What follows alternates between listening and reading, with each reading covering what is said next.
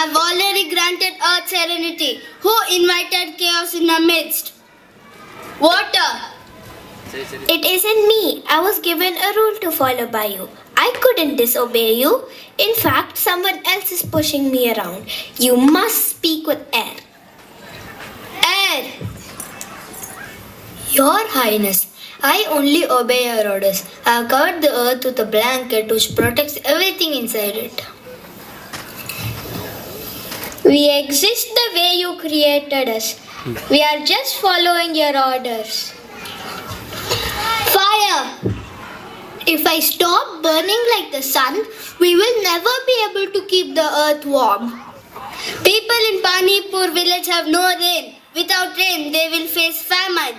Work in harmony or be banished into chaos. You're Right. We will obey your orders. We must restore balance, mend what's been undone, find harmony again as one.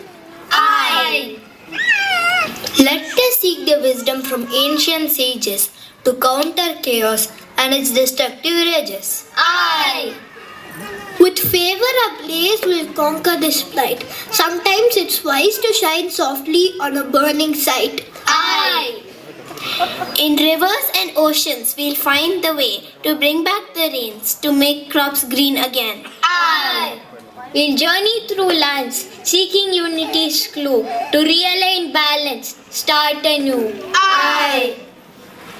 In the convergence of the elements, a radiant sphere, harmony emerges, dispelling chaos's fear. In the grand continuum, the elements stand tall, nurturing life, embracing all.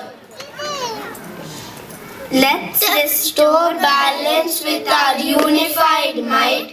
Bring rains to the farmers who wish us well all night.